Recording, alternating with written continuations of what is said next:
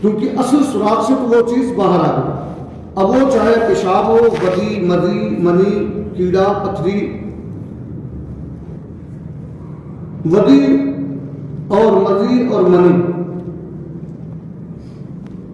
جب آدمی بالغ ہو جاتا ہے تو کبھی شہوت کی وجہ سے یہ بغیر شہوت کے اونچائی سے گرا، مزی یا ودی خارج ہو گئی. یہ منی سے پتلا ہوتا ہے. ودی تو ایک دم پانی کی شکل کا ہوتا ہے، لیکن جیسے شہد کو آپ ڈالیں نا تو پورا جو ہے تار بن جاتا ہے، ایسے اس میں تار بن جاتا ہے. اور مزی جو ہوتی ہے وہ سفید ہوتی ہے مگر منی سے پتلی ہوتی ہے.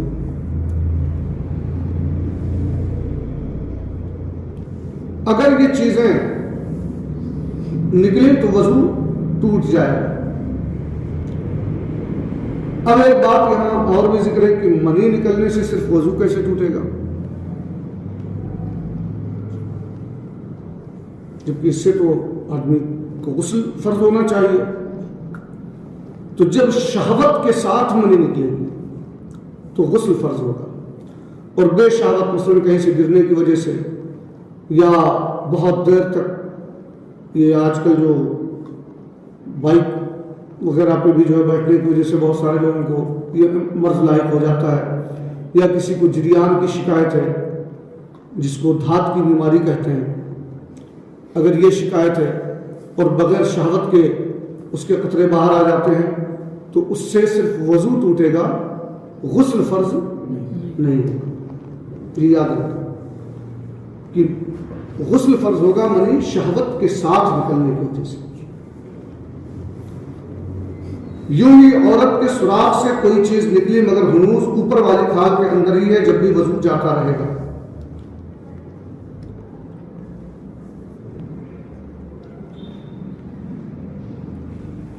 ہوا خارج ہو، گیس پاس ہو تو وضو جاتا رہے گا.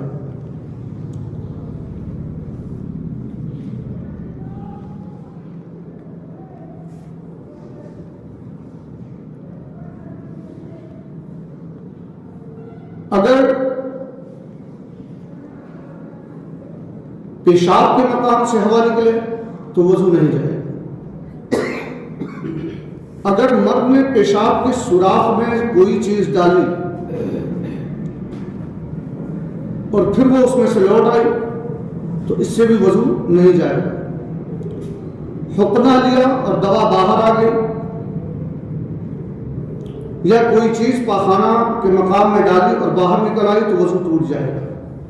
یہ حقنہ جو ہے ایک صورت ہوتی ہے دوا لینے کی کہ اگر پاخانے کے مقام پر کوئی مرض ہے، کوئی بیماری ہے تو اس کے لیے جو ہے وہ دوا پوٹلی میں رکھ کر کے اور اسے ڈالی جاتی ہے، اسے حقنہ کرتے ہیں. مرد نے پیشاب کے سوراخ میں روئی رکھی اور وہ اوپر سے خشک ہے مگر جب نکالی تو تر نکلی تو نکالتے ہی وضو ٹوٹ جائے.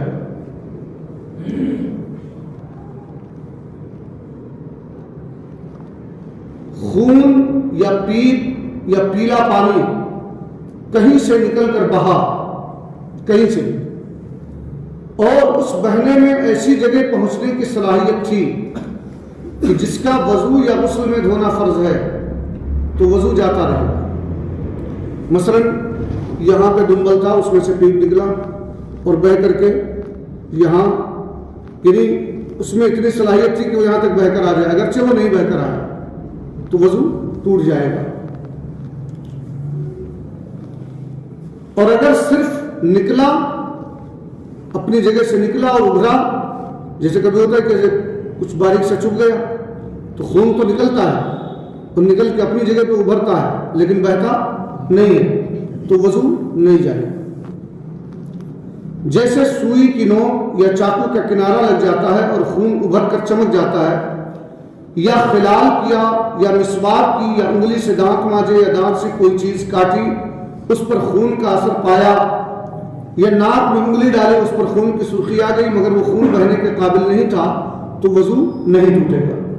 جب خون بہنے کے قابل ہو اور وہ بہہ کر کسی ایسے اعضاء پر پہنچنے کی صلاحیت رکھتا ہو جن کا وضو میں دھونا فرض ہے تو وضو ٹوٹ جائے گا. اگر بہا مگر ایسی جگہ بہ کر نہیں آیا جس کا دھونا فرض ہو تو بھی وضو نہیں ٹوٹے گا.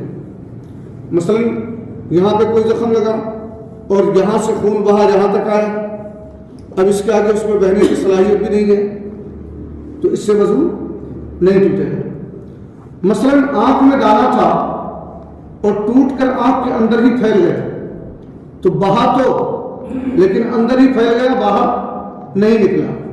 کان کے اندر دانا ٹوٹا, اس کا پانی سوراخ سے باہر نہیں نکلا تو ان صورتوں میں وضو باقی رہے گا. زخم میں گڈھا پڑ گیا اور اس میں سے کوئی رطوبت چمکی مگر بہی نہیں تو وضو نہیں ٹوٹے گا. کوئی ڈمبل ہے یا زخم ہے, کوئی کھڈا ہو گیا, اب اس کھڈا ہو جانے کی وجہ سے جو رطوبت نکلی تو نکلی تو لیکن کھڈا رہنے کی وجہ سے وہ اپنی جگہ سے بہی نہیں تو وضو نہیں ٹوٹے گا.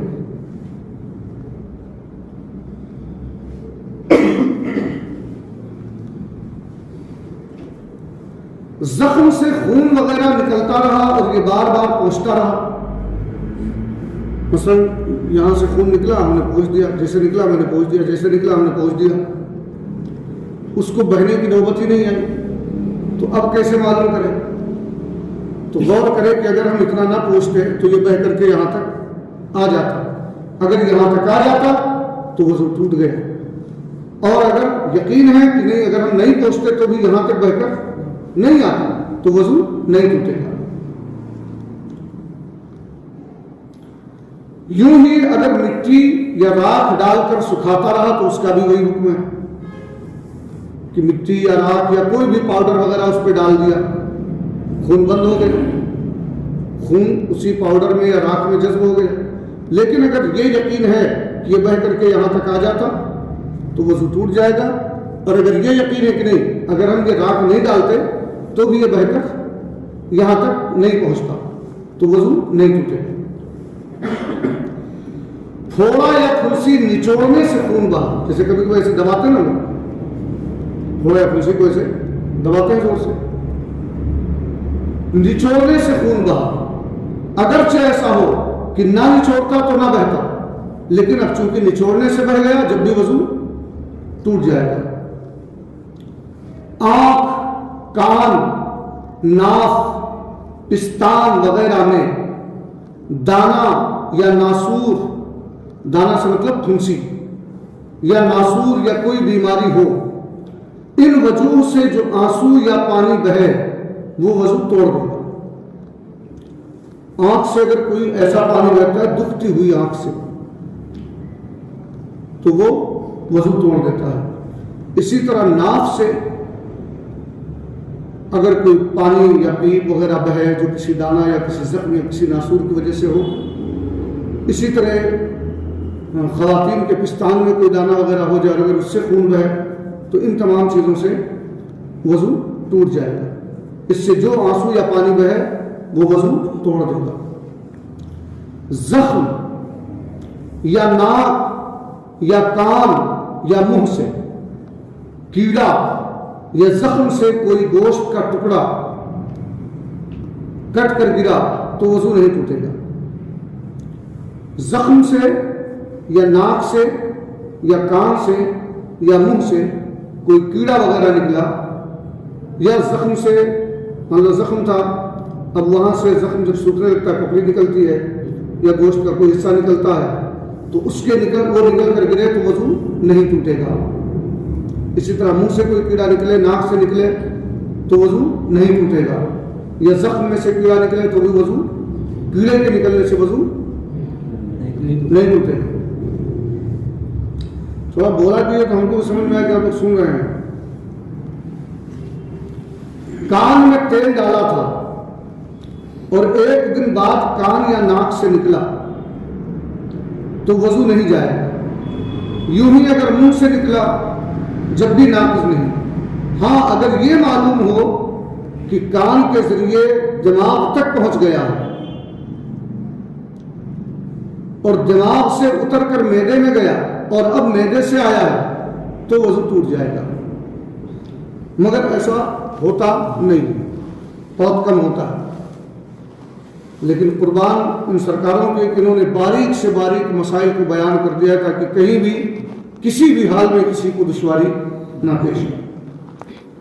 چھالا نوچ ڈالا، اگر اس میں کا پانی بہہ گیا، مثلا کبھی کبھی چھالے ہوتے ہیں پھپھولے پڑ جاتے ہیں، اب اس کو نوچیے تو پانی بہتا ہے کسی کسی میں، اور کسی میں تھوڑی پانی رہتا نہیں بہتا ہے، تو اگر پانی اس کا بہہ گیا تو وضو ٹوٹ جائے گا، اور اگر نہیں بہا تو وضو نہیں ٹوٹے گا۔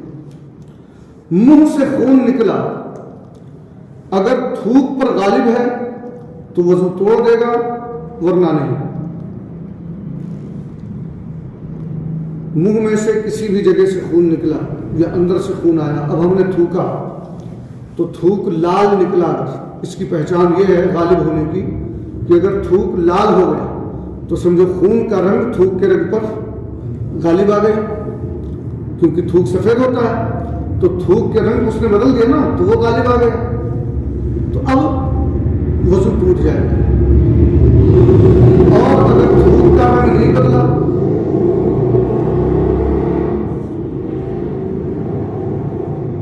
یا ہلکا پیلا پن آ گیا، تو اس سے یہ ثابت ہوگا کہ خون غالب نہیں ہوا بلکہ تھوک غالب ہوا، تو اب وضو نہیں ٹوٹے گا۔ اگر خون غالب آ گیا تو وضو ٹوٹ جائے گا، اور اگر تھوک غالب آ جائے تو وضو نہیں ٹوٹے گا۔ جونک یا بڑی کلی نے خون چوسا اور اتنا پی لیا کہ اگر خود نکلتا تو بہہ جاتا۔ جونک سمجھتے ہیں؟ اس کو یہاں کچھ اور کہتے ہیں، جو کہ پانی میں جو کالے رنگ کی رہتی ہے اور وہ اکثر بھینس وغیرہ کو جانوروں کو لگ جاتی ہے اور خون چوستی ہے، تو اگر وہ لگی اور اس نے اتنا خون پی لیا ہمارا کہ اگر وہ خون نکلتا خود سے تو بہہ جاتا، تو اس کے چوسنے کی وجہ سے بھی وضو ٹوٹ جائے گا۔ اسی طرح کلی اس کو کہتے ہیں، بکریوں وغیرہ کے اکثر چپکے رہتے ہیں، ہاں بہت خطرناک ہوتے ہیں، چپک جاتے ہیں چھوڑتی نہیں، وہ کبھی کبھی انسانوں کو بھی چپک جاتے ہیں، کبھی کان وغیرہ میں، اللہ نہ کرے کسی کو بہت تکلیف ہوتی ہے، مجھے بڑا تلخ تجربہ اس کا۔ تو یہ بھی خون پیتی ہے، تو یہ بھی اگر اتنا خون پی رہی ہے، یقین ہو کہ اگر یہ خون خود سے نکلتا تو بہہ جاتا تو وضو ٹوٹ جائے گا، اور اگر اتنا پیا ہے کہ یقین ہو کہ خود سے نکلتا تو نہیں بہتا تو وضو نہیں ٹوٹے گا۔ اگر چھوٹی کلی جو باریک ہوتی ہیں، جو ابھی آپ نے بتایا نا کیا ہوتا ہے جھچڑی، ہاں اس کی جو چھوٹی ایک قسم ہوتی ہے وہ بہت باریک ہوتی ہے، پتلی پتلی سی، آئیے تشریف لائیے، آئیے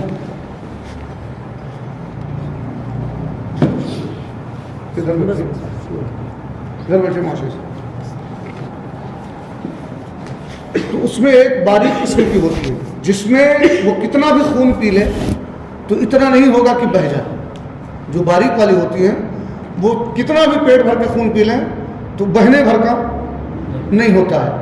اسی طرح کھٹمل کاٹ رہے یا مچھر خون پی لے یا مکھی یا پسو نے خون چوسا تو اس سے وضو نہیں ٹوٹے گا، کیونکہ اس میں اتنا مقدار خون آتا ہی نہیں ہے جو اپنی جگہ سے نکل کر بہہ جائے۔ لیکن جونک اور بڑی والی کلی جو ہوتی ہیں کیا گیچڑی، تو ان میں اتنا خون آ جاتا ہے کہ اگر اپنی جگہ سے خود نکلتا تو بہہ جاتا، تو ان کے کاٹنے یا چوسنے سے وضو ٹوٹ جائے گا۔ اور چھوٹی والی ہوں یا جوئے نے خون پیا یا کھٹمل نے یا مچھر نے یا مکھی نے یا پسو نے تو اس سے وضو نہیں جائے گا۔ ناک صاف کی، اس میں سے جمع ہوا خون نکلا، کبھی کبھی ہوتا ہے تبخیر کی وجہ سے یہاں سے بلڈ آتا ہے اور یہیں تک آ کر کے جم جاتا ہے، کبھی ناک صاف کیجئے تو باہر نکلتا ہے، تو اس سے وضو نہیں جائے گا۔ نارو سے اگر رطوبت بہے تو وضو جاتا رہے گا، اور ڈورا نکلا تو وضو باقی ہے۔ نارو ایک قسم کا دانہ ہوتا ہے، ایک قسم کا پھوڑا ہوتا ہے، اس کی خصوصیت یہ ہوتی ہے کہ اس میں سے پانی بھی بہتا ہے اور دھاگے کے جیسے جو ہے ڈوری نکلتی ہے اس میں سے، جب اس کو نوچے نا تو اس میں سے دھاگے کی جیسی دوری نکلتی ہے، چھوٹے چھوٹے. اللہ تعالیٰ ہر مومنہ کو ایسی بیماریوں سے محفوظ رکھے. تو اگر نارو کسی کو ہو گیا تو اگر اس سے رطوبت بہی یعنی پانی بہا اس میں کا تو وضو جاتا رہے گا، اور اگر ڈورا نکلا دھاگا تو وضو نہیں جائے گا. دھاگا نکلنے سے نہیں جائے گا، رطوبت بہے پانی بہ جائے تو وضو جائے گا. اندھے کی آنکھ سے جو رطوبت بوجہ مرض نکلتی ہے وہ ناقض وضو ہے. کوئی نابینا شخص، بہت سے ایسے ہوتے ہیں کہ ایک الگ قسم کی نابینائی بھی الگ الگ طرح سے ہوتی ہے. کوئی پیدائشی نابینا پیدا ہوتا ہے، کوئی کسی مرض کی وجہ سے ہو جاتا ہے، اور کچھ امراض ایسے ہوتے ہیں کہ جن میں نابینا ہونے کے بعد بھی آنکھوں سے پانی بہتا رہتا ہے. تو وہ پانی بھی چونکہ مرض کی وجہ سے، اس لیے وہ ناقض وضو ہے. اب سوال یہاں یہ ہوگا کہ ایسا شخص پھر نماز کیسے پڑھے، کیونکہ اس کو تو پانی ہر وقت نکل رہا ہے. اب وہ وضو کر کے آیا بیچارہ، پھر بھی پانی نکل رہا ہے. تو ایسے شخص کو شریعت معذور کہتی ہے، اور معذور کا حکم یہ ہے کہ وہ ہر نماز کے لیے تازہ وضو کر لے. جب اسے نماز پڑھنا ہو، جب تک اس کی نماز ہوتی رہے گی اس کا وضو برقرار رہے گا. یہی حال گیس والے کا ہے، یہی حال جس کو پیشاب کے قطرے آتے ہیں ان کا بھی یہی ہے. مثلا کسی کو ہوتا ہے کہ ہر 2 منٹ پہ پیشاب کا قطرہ نکلتا ہے، ہر 1 منٹ پہ پیشاب کا قطرہ نکلتا ہے. تو اس کے لیے بھی حکم یہی ہے کہ وہ کوئی ایسا کپڑا یا کوئی ایسی تھیلی وغیرہ باندھے کہ جس سے پیشاب ٹپکنے نہ پائے، اور جب نماز کا وقت ہو وہ وضو کر لے. اور اب جب تک وہ نماز مکمل کرے گا تب تک وہ شریعت میں باوضو ہے. سمجھ لیں؟ اسی طرح کسی کو ہر منٹ پہ گیس خارج ہو رہی ہے، گیس پاس ہو رہی ہے ہر منٹ پہ، اب وہ بیچارہ کیا کرے؟ اچھا، گیسز روکنا یہ بہت مہلک مرض کا سبب بن سکتا ہے. تو دیکھیے دین کتنا آسان ہے. لیکن ارے بھیا یہ مولانا لوگ ہی دین پہ چل سکتے ہیں، دین پہ چلنا بڑا مشکل نہیں ہے. ہم کو مسائل معلوم نہیں ہے، اس لیے ہم مشکل میں پڑ جاتے ہیں، اس لیے ہم مشکل میں پڑ جاتے ہیں. تو اس کے لیے بھی وہی حکم ہے کہ اس نے جس نماز کو پڑھنا ہے اس نماز کی نیت سے اس نے تازہ وضو کر لیا. اب جب تک وہ نماز پڑھے گا وہ باوضو، اس کو شریعت باوضو کہے گی. وہ کتنی گیس کیوں نہ خارج ہے، شریعت میں وہ باوضو ہے جب تک کہ وہ نماز مکمل نہ کرے. یہ معذور کے لیے حکم ہے. اور یہی اس کے لیے بھی حکم ہوگا. یا ابھی جیسے آپ نے سنا کہ دکھتی ہوئی آنکھ سے پانی بہے تو ناقض وضو ہے. اب سوال یہ کہ کبھی آشوب چشم ہو جاتا ہے، جس کو آنکھ آنا بولتے ہیں کہ آنکھ آ گئی ہے نا. آشوب چشم میں بھی درد ہوتا ہے اور پانی بہتا ہے. تو اب جب تک اسے وہ مرض ہے تب تک اس کے لیے بھی وہی حکم ہے کہ ہر نماز کے لیے تازہ وضو کرو، نماز پڑھے. نماز بہرحال کسی حال میں معاف. اس کی بھی وضاحت کر دیجیے. بعض لوگ یہ مان کر رہے ہوں گے کہ ایک وقت میں مطلب چار رکعت کی نماز پڑھ رہے ہیں تو شاید کہ 4 ہی رکعت تک وہ وضو ہمارا برقرار رہتا ہے یا 2 رکعت تک برقرار رہتا ہے. مطلب ایک وقت میں جتنے رکعت ہو، ہاں جتنے بھی رکعت نمازیں ہیں جو عام طور پہ رکعت نمازیں ہیں، جیسے عشاء میں 17، مغرب میں 7، ظہر میں 12، عصر میں 8، فجر میں 4، وہ تمام کے لیے شامل ہے. اسی طرح منہ بھر قے کھانے یا پانی یا صفرا کی وضو توڑ دیتی ہے. منہ بھر قے ہوا، اور یہ قے ہونا الگ چیز ہے نا، کرنا الگ چیز ہے. تو جو رمضان میں ہم سنتے ہیں منہ بھر قے، تو اگر قے کیا تو روزہ پر جو ہے حرف آئے گا. اگر قے خود سے ہو گیا تو روزے پر کوئی حرف نہیں آئے گا. لیکن یہاں جو وضو کا مسئلہ ہے اس میں یہ ہے کہ اگر خود سے بھی منہ بھر قے ہوا تو وضو ٹوٹ جائے گا، چاہے کھانے کا ہو یا پانی کا ہو یا صفرا کا، یہ وضو توڑ دیتی ہے. اب منہ بھر کے کیسے ناپیں کہ منہ بھر قے کس کو کہتے ہیں؟ منہ بھر قے کا مطلب یہ کہ اتنی پریشر سے آئے کہ اسے روکنے کی پوری کوشش کرنے کے باوجود ہم روک نہ سکیں، نکل جائے، وہ سمجھو منہ بھر ہے. اب ہم نے روکنے کی کوشش نہیں کی، لیکن یہ اندازہ ہے کہ اگر ہم روکتے تو بھی اسے روک نہیں پاتے، اتنے پریشر سے یہ الٹی ہوئی ہے، تو وہ منہ بھر قے ہے اور اس سے وضو جاتا رہے. बलगम की अगर क़ै हुई तो वज़ू नहीं टूटती, बलगम की क़ै वज़ू नहीं तोड़ती, वो चाहे जितनी हो। बहते खून की क़ै वज़ू तोड़ देती है। और अगर जमा हुआ खून है, जैसे माज़अल्लाह अल-इयाज़ु बिल्लाह ताला, अल्लाह ताला हर मोमिन मोमिना को महफूज रखे, टीबी वगैरह के मर्ज़ में या फेफड़ों के कैंसर वगैरह में अक्सर होता है कि जमे हुए खून की उल्टी होती है, तो जमे हुए खून की उल्टी से वज़ू नहीं टूटेगा। बहता हुआ खून अगर आया तो वज़ू तोड़ देगा। पानी पिया और मैदे में उतर गया पानी, अब वही पानी साफ शफाफ क़ै आया, लेकिन चूंकि आया मैदे में उतरने के बाद, तो अगरचे वो साफ शफाफ है, लेकिन अगर मुंह भर आया तो वज़ू टूट गया और वो पानी नापाक है, अगरचे वो दिखने में साफ शफाफ है। और अगर अभी सीने तक पहुंचा था कि उसको क्या बोलते हैं, सांस चढ़ जाती है ना, ठसका है ना, ठसका लग गया, उसी को अच्छू बोलते हैं, अच्छू लगा उसको और निकल आया, तो ना तो वो नापाक है और ना उससे वज़ू टूटेगा। अगर ठसका लगने से सीने ही से पानी वापस आ गया तो, और अगर मैदे में पहुंच कर आया तो वो पानी भी नापाक होगा और वज़ू भी टूट जाएगा।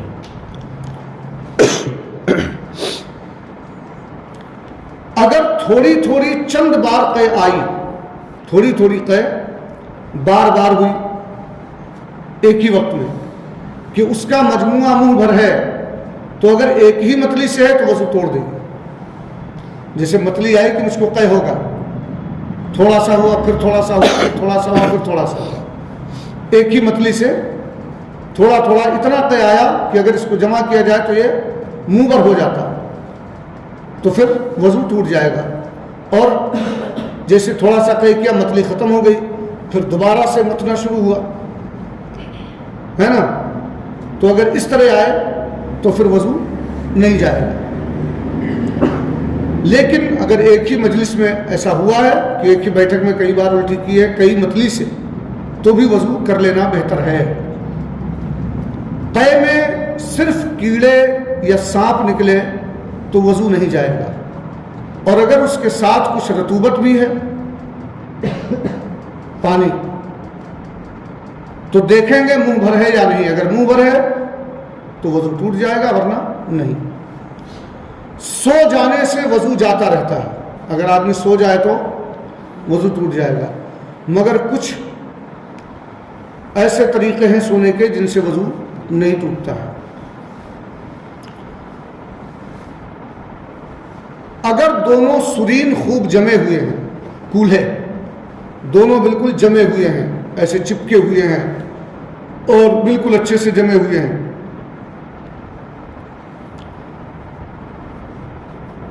और बैठा हुआ है ना, तो वज़ू नहीं जाएगा। अगर जमे ना हो और ना ऐसी हयात पर सोया हो जो गाफिल होकर नींद आने को माने हो, जैसे उकड़ू बैठकर कोई सोया, ऐसे उकड़ू इसको कहते हैं, ऐसे बैठने, या चित लेट कर सोया, या पट मुंह के बल, हालांकि मुंह के बल सोना नहीं चाहिए, बहुत बहुत नुकसानदेह। मुंह के बल सोना कई चीज़ों के लिए, यानी वो मैं यहाँ बयान भी नहीं कर सकता कि कितना नुकसानदेह। जैसे बहुत से लोग मुंह के बल होते सोते हैं, बहुत नुकसानदेह, आंखों की रोशनी के लिए नुकसानदेह है, और भी कई एक बीमारियां इससे जो है पैदा होती हैं। तो चित लेट कर सोए, या पट या करवट, या कोहनी को तकिया लगाकर बैठकर सोया, ऐसे या ऐसे, यानी दोनों कूल्हे जमीन पर जमे हुए नहीं हैं। अगर ऐसी जितनी भी हालतें हैं, यहाँ पर कई हालतें बताई गई हैं कि उकड़ू बैठकर सोया, या चित या पट या करवट पर लेटकर, या एक कोहनी पर तकिया लगाकर, या बैठकर सोया मगर एक करवट को झुका हुआ था, ऐसे कि एक या दोनों सुरीन उठे हुए हैं, या नंगी पीठ पर सवार है जानवर के, और जानवर ढलान पे उतर रहा है, और ये पीठ पर सवार है, तो जब जानवर ढलान पे उतरेगा तो सोता हुआ आदमी ऐसे हो जाएगा ना, یا دو زانوں بیٹھا اور پیٹ رانوں پر رکھا، یعنی ایسے ایسے.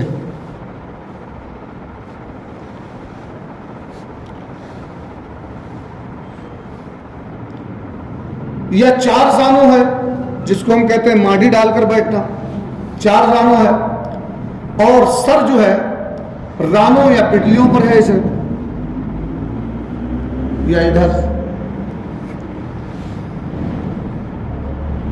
یا جس طرح عورتیں سجدہ کرتی ہیں اس طرح پر سو گیا. ان سب صورتوں میں وضو جاتا رہے. اور اگر نماز میں ان صورتوں میں سے کسی صورت پر جان بوجھ کر سویا تو وضو بھی گیا اور نماز بھی گئی.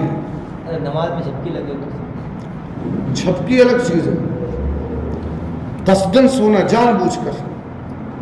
یہاں قصدن کی بات ہو رہی ہے کہ جان بوجھ کر سونا. جھپکی تو بے اختیار آ جاتی ہے، یعنی آدمی نہیں چاہتا کہ ہم سوئیں، لیکن جگا ہوا تھا یا تھکا ہوا تھا یا اور کسی وجہ سے غنودگی آ گئی، اس کی صورت الگ ہے. لیکن قصدن سویا تو وضو بھی گیا اور نماز بھی گئی. اور اگر بلا قصد سویا تو وضو جاتا رہا، نماز نہیں گئی. سویا، سونے کا مطلب یہ نہیں کہ ایسے ہوں گا آگے، ہاں یعنی ایک آدھ منٹ. اب کاش کی اس پر استفتاء کیا جاتا کہ ایسے شخص کی نماز کا کیا حکم ہے، اور پھر جس کی نماز ہی نہیں ہوتی ہے پھر اس کے پیچھے نماز پڑھنے کا کیا حکم ہے. یہ بہت اہم بات ہے کہ چونکہ قعدے میں بھی جب ہم بیٹھتے ہیں تو دونوں کولے ہمارے جمے ہوئے نہیں رہتے، اور ایسے وقت میں کوئی سوتا رہے تو پھر اس کی نماز کا کیا، اور جب اس کی نماز نہیں تو پھر اس کے پیچھے کی نماز کا کیا.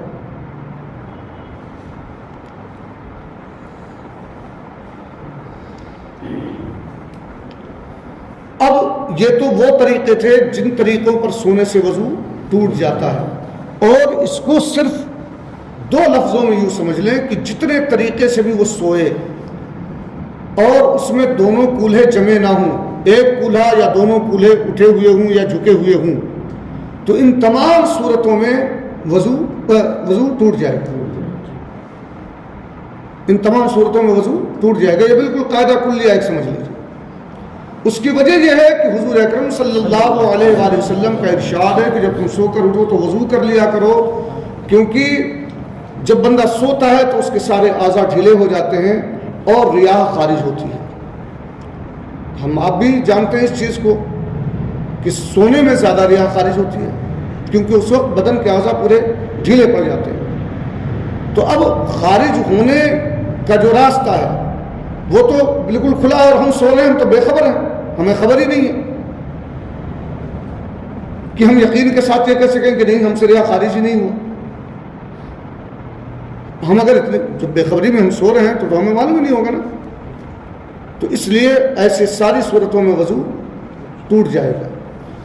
اور جتنی صورتیں یہ ہیں کہ دونوں سرین جمے ہوئے ہیں، دونوں کولہے جمے ہوئے ہیں، تو وضو نہیں ٹوٹے گا.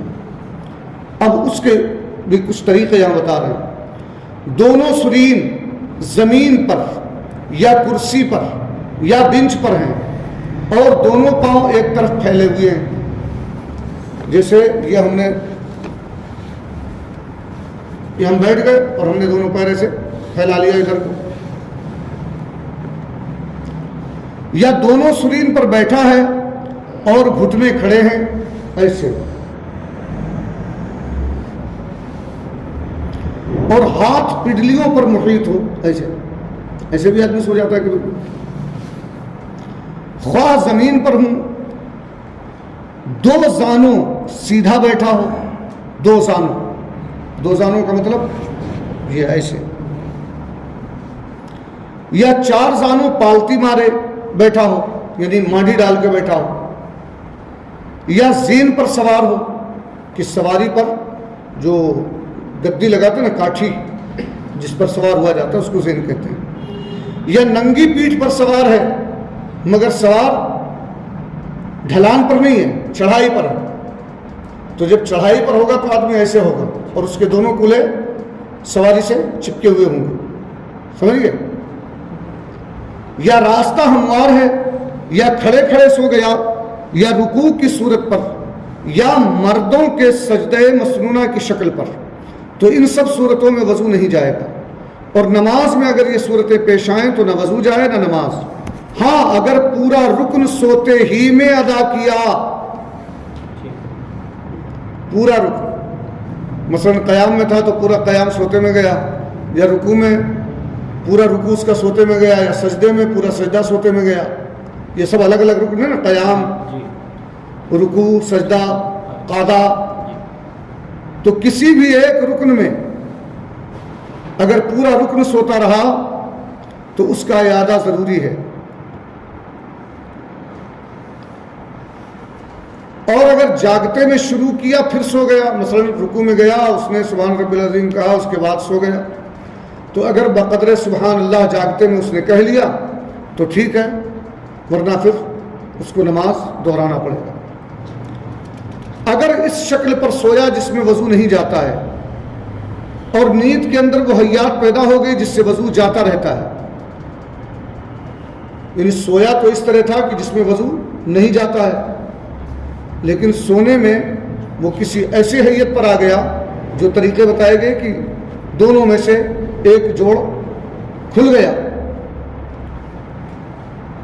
تو اگر فوراً بلا وقفہ اس کی آنکھ کھل گئی، فوراً جاگ گیا، تو وضو نہیں جائے گا. اور اگر تھوڑی دیر تک اسی حالت پہ رہا تو وضو ٹوٹ جائے گا. گرم تنور کے کنارے پاؤں لٹکائے بیٹھ کر سو گیا تو وضو کر لینا مستحب مناسب ہے. سردیوں میں لوگ پہلے جو روٹیاں پکائی جاتی تھیں تو گھروں میں بھی پہلے تنور ہوتے تھے، اسی میں روٹیاں پکتی تھیں. لوگ سردیوں میں کیا کرتے تھے، جب آگ بجھ جاتی تھی تو پاؤں کو تنور میں لٹکا لیتے تھے کہ تاکہ پاؤں جو ہے گرم رہے. تو اگر اس حالت میں بھی سو گیا تو وضو کرنا مناسب ہے. بہرحال اب تو ایسی حالت ہے نہیں، اور نہ ہی اب گھروں میں تنور کہاں رہ گیا، اب تو گیس چولہا چل گیا. بیمار لیٹ کر نماز پڑھتا تھا، یعنی اپنی بیماری کی وجہ سے وہ اٹھ نہیں سکتا تھا، بیٹھ نہیں سکتا تھا، لیٹ کر نماز پڑھ رہا تھا، اور حالت نماز میں نیند آ گئی تو اس کا وضو چلا جائے گا. اونگھنے یا بیٹھے بیٹھے جھونکے لینے سے وضو نہیں جاتا ہے. ابھی جو میں نے آپ کو بتایا نا کہ اگر اتفاقیہ جھپکی آ گئی تو اس سے وضو نہیں جائے گا. اسی کو اونگھنا کہتے ہیں، جھپکی آنا، بیٹھے بیٹھے جھونکے لینا. تو جھونکے لینے سے وضو نہیں جاتا ہے. جھوم کر گر پڑا اور فوراً آنکھ کھل گئی، مثلا آنکھ لگی اور دھڑام سے گر گیا، اب آنکھ کھل گئی تو وضو نہیں جائے گا. اور اگر تھوڑی دیر تک رہا تو پھر. نماز وغیرہ کے انتظار میں بعض مرتبہ نیند کا غلبہ ہوتا ہے، خصوصاً جمعہ وغیرہ میں، اور اس کی بھی ایک وجہ ہے. میں اسی لیے کہتا ہوں کہ ہم لوگ غور نہیں کرتے ہیں. باہر آدمی بیٹھا رہتا ہے اور اسے نیند نہیں آتی ہے. کیوں؟ نیند کب آتی ہے؟ جب دل اور دماغ کو سکون ملتا ہے، تبھی تو نیند آتی ہے. اسی لیے جس کو ٹینشن ہو جائے اس کو نیند نہیں آتی، پھر اس کو ڈپریشن کی گولی لینی پڑتی ہے، ڈپریشن کی گولی کا. لیکن یہ خدا کی قدرت دیکھیں کہ خدا نے ہمیں نماز جیسی عظیم نعمت دی اور اپنا یہ مقدس گھر دیا کہ اس میں آتے ہی دل کو بھی سکون مل جاتا ہے، دماغ کو بھی سکون مل جاتا ہے. آپ دیکھیں کہ جیسے مسجد میں آتا ہے آدمی اس کو سکون مل جاتا ہے. خطبے کے وقت آپ دیکھیں کتنے لوگ ہونکتے رہتے ہیں. فجر میں جو لوگ پہلے آ جاتے ہیں ان کو دیکھیں ہونکتے رہتے ہیں. کیونکہ یعنی جو بڑے بڑے جو ہے برین اسپیشلسٹ جو نہیں کر سکتے ہیں وہ نماز کر کے دکھا دیتے ہیں. بندے کے دل کو بھی سکون، دماغ کو بھی سکون. برین ڈپریشن کی گولی کھاؤ، پھر کڈنی خراب ہو، پھر کریٹائن بڑھے، پھر اس کی دوا لو، چلتے رہو. لیکن نماز ان تمام دواؤں سے بچاتی ہے اور دل و دماغ کو سکون عطا کرتی ہے. تو فرماتے ہیں کہ نماز وغیرہ کے انتظار میں بعض مرتبہ نیند کا غلبہ ہوتا ہے تو اسے دفع کرنا چاہتا ہے، تو بعض وقت ایسا غافل ہو جاتا ہے کہ اس وقت جو باتیں ہوئیں اس کی اسے خبر نہیں ہوتی ہے، بلکہ 2-3 آواز میں آنکھ کھلتی ہے اور اپنے خیال میں یہ سمجھتا ہے کہ سویا نہیں تھا، تو اس کے اس خیال کا اعتبار نہیں ہوگا۔ اگر کوئی معتبر شخص کہہ دے کہ تو غافل تھا، پکارا جواب نہیں ملا، یا امام صاحب رکوع میں چلے گئے ابھی تم قیام ہی میں کھڑے ہو، یا یہ پوچھا جائے اس سے کہ ابھی کیا بات ہوئی تھی اور وہ نہ بتا سکے، تو پھر اس پر وضو لازم ہوگا۔ فائدہ: انبیاء علیہ السلام کا سونا ناقض وضو نہیں ہے۔ سبحان اللہ۔ اس سے اندازہ لگائیں جو کہتے ہیں نبی ہماری طرح بشر ہیں، یہ یاد رہے کہ نبی کا بشر ہونا اور چیز ہے اور ہماری طرح بشر ہونا اور چیز ہے۔ ہم سوئیں تو وضو ٹوٹ جائے، وہ سوئیں تو وضو نہ ٹوٹے، ہم مر جائیں تو ہماری بیوی 4 مہینے 10 دن عدت گزار کے جس سے چاہے نکاح کر سکتی ہے، ان کی بیویاں ولا ان تنکحوا ازواجہ من بعدہ ابدا، کہ ہمیشہ ہمیشہ کے لیے وہ امت پر حرام کر دی گئی ہیں۔ کیوں؟ اس لیے کہ وہ ازواجہ امہاتہم، ان کی بیویاں تمہاری مائیں ہیں، ان سے نکاح ہمیشہ کے لیے حرام قرار دے دیا۔ ہم مر جائیں تو ہماری وراثت تقسیم ہو، نبی پردہ فرمائے تو ان کی وراثت تقسیم نہ ہو۔ تو انبیاء علیہ السلام کا سونا ناقض وضو نہیں ہے، کیونکہ ان کی آنکھیں سوتی ہیں، دل جاگتے ہیں۔ علاوہ نیند کے اور نواقص سے انبیاء علیہ السلام کا وضو جاتا ہے یا نہیں، اس میں اختلاف ہے، لیکن صحیح یہ ہے کہ دیگر جو چیزیں ہیں جن سے وضو ٹوٹتا ہے، ان سے انبیاء علیہ السلام کا بھی وضو جاتا رہتا ہے، مگر ان کے عظمت شان کے سبب، نہ بسبب نجاست کے۔ جیسے ہم نے بیت الخلاء کیا، استنجا کیا، تو اس لیے کہ ہمارے جسم سے نجاست نکلی، اس لیے وضو ٹوٹا نا، لیکن انبیاء کے لیے نہیں ہے کہ نجاست نکلنے کی وجہ سے وضو ٹوٹا، ان کی عظمت شان کے سبب ان پر وضو لازم ہے، لیکن حقیقت میں جو ان کے جسم سے نکلتا ہے وہ نجاست نہیں ہوتا بلکہ پاک ہوتا ہے، پاک ہوتا ہے۔ انبیاء علیہ السلام کے فضلات مبارکہ پاک ہوتے ہیں، یہ ذہن میں رہے۔ یہی وجہ ہے کہ حضور اکرم صلی اللہ علیہ وآلہ وسلم جو ہے وہ رات کے وقت ایک لکڑی کے پیالے میں استنجا فرماتے تھے، تو ایک دن حضرت ام ایمن جو خادمہ تھی انہوں نے اسے پی لیا، انہیں معلوم نہیں تھا، انہوں نے پی لیا۔ آقا دو جہاں صلی اللہ علیہ وآلہ وسلم نے فرمایا کہ پیالے میں پیشاب ہے اسے پھینک دو، انہوں نے کہا میں نے تو اسے پی لیا، تو کہا جاؤ کبھی تمہارے پیٹ میں درد نہیں ہوگا۔ اگر ناپاک ہوتا تو حضور فرماتے تم نے ناپاک چیز پی لی ہے، توبہ کرو، تم نے گناہ کا کام کیا ہے، تم نے ناپاک چیز پی لی۔ سرکار نے یہ نہیں فرمایا۔ اسی طریقے سے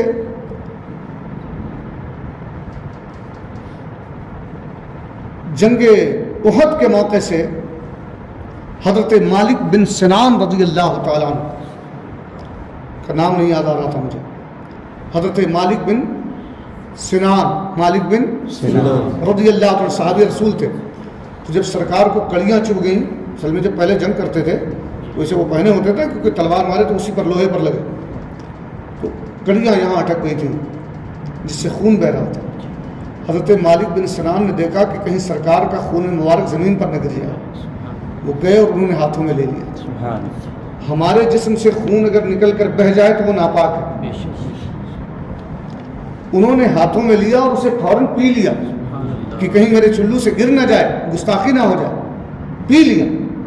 میرے آقا کریم صلی اللہ علیہ وسلم نے فرمایا کہ جس پر جہنم کی آگ حرام کر دی گئی ہے، اگر ایسے شخص کو دیکھنا چاہتے ہو تو مالک بن سنان کو دیکھ لو، کیونکہ ان کے جسم میں میرا خون ہے، ان کے جسم میں میرا خون ہے، اور جس میں میرا خون اس پر جہنم کی آگ حرام کر دی گئی۔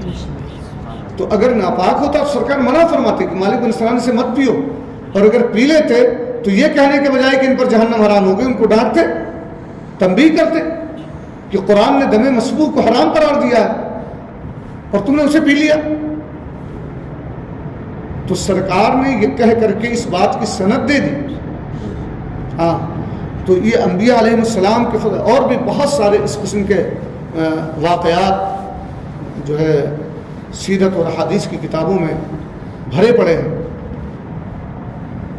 لیکن یہ انہی کو نظر آتے ہیں جو ان کے عاشق ہوتے ہیں۔ ہاں، اور جو میں نے ابھی حضرت مالک بن سنان والا واقعہ سنایا نا، یہ واقعہ فضائل اعمال میں بھی لکھا ہوا ہے، جو دیوبندیوں کی کتاب فضائل اعمال ہے اس میں بھی یہ واقعہ لکھا ہوا ہے، اور اس کے آگے خود اس نے بھی یہی لکھا ہے کہ یاد رہے انبیاء کے فضلات مبارکہ پاک ہوتے ہیں۔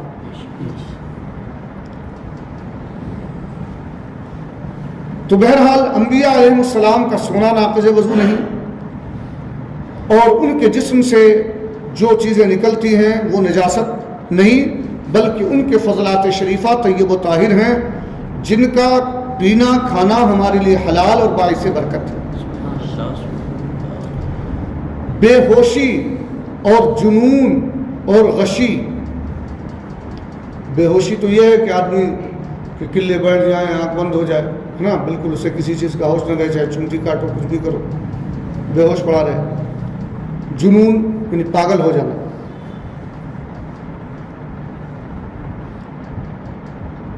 غشی،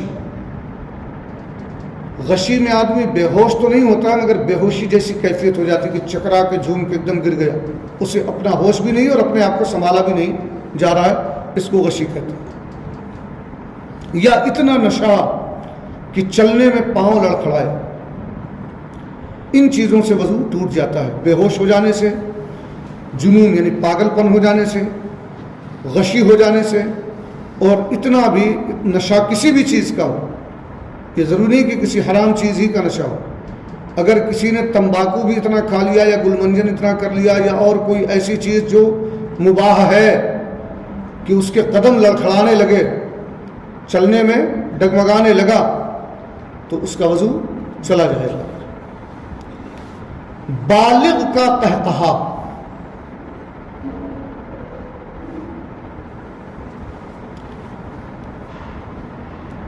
قہقہا کا مطلب کہ اتنی آواز سے ہنسے کہ آزو بازو والے سن لیں۔ اگر نماز میں، اور کون سی نماز میں؟ جنازے کی نماز کے علاوہ جتنی بھی نمازیں ہیں سب رکوع سجدے والی ہیں، صرف ایک نماز جنازہ ہی ہے جس میں رکوع سجدہ نہیں ہے۔ تو یہ شرط ہے کہ نماز جنازہ کے علاوہ کسی بھی نماز میں جاگتے میں اگر کوئی اتنے بلند آواز سے ہنس دیا کہ اگل بغل والے سن لے، یہ اگل بغل والے سن لیا، تو اس کی نماز بھی گئی اور وضو بھی گئی، ہنسنے کی وجہ سے وضو بھی گیا اور نماز بھی گئی۔ یہ مسئلہ ذہن میں رکھیں کہ جتنے رکوع سجدے والی نمازیں ہیں ان نمازوں میں کوئی بھی بالغ شخص اگر قہقہا لگا کر ہنس دیا تو صرف نماز نہیں ٹوٹے گی، وضو بھی ٹوٹ جائے گا اس کا۔ اگر نماز کے اندر سوتے میں یا نماز جنازہ یا سجدے تلاوت میں قہقہا لگایا تو وضو نہیں جائے گا، ہاں وہ نماز یا وہ سجدہ فاسد ہو جائے گا۔ اور اگر اتنی آواز سے ہنسا کہ خود اس نے سنا، پاس والوں نے نہیں سنا، تو وضو نہیں جائے گا لیکن نماز تب بھی جاتی رہے گی۔ اگر مسکرایا کہ دانت نکلے لیکن آواز بالکل نہیں نکلی تو اس سے نماز بھی نہیں جائے گا اور وضو بھی نہیں جائے گا۔